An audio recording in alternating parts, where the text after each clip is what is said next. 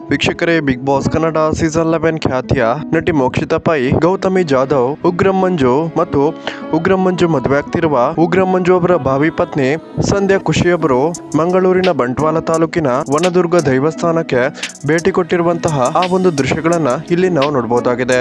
ವನದುರ್ಗ ದೈವಸ್ಥಾನದಲ್ಲಿ ವರ್ಷದ ಕೋಲಾಚರಣೆ ನಡೆದಿದ್ದು, ಗೌತಮಿ ಜಾಧವ್ ಕುಟುಂಬ ಮೋಕ್ಷಿತಾ ಪೈ ಮತ್ತು ನಟ ಉಗ್ರಂ ಮಂಜು ತಮ್ಮ ಭಾವಿ ಪತ್ನಿಯ ಜೊತೆಗೆ ಮೊದಲ ಬಾರಿಗೆ ಆಗಮಿಸಿದ್ದು ವಿಶೇಷತೆಯಾಗಿದೆ.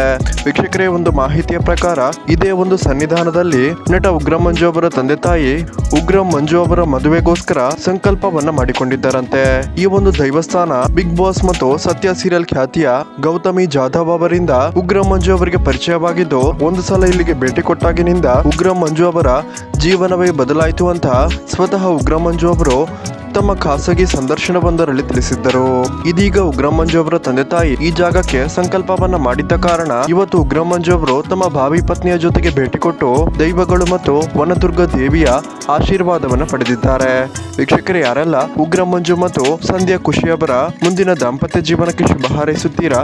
ದಯವಿಟ್ಟು ಈ ವಿಡಿಯೋಗೊಂದು ಲೈಕ್ ಮಾಡಿ ಮತ್ತು ನಿಮ್ಮ ಒಂದು ಅನಿಸಿಕೆಯನ್ನ ಕಮೆಂಟ್ ಮಾಡಿ ತಿಳಿಸಿ.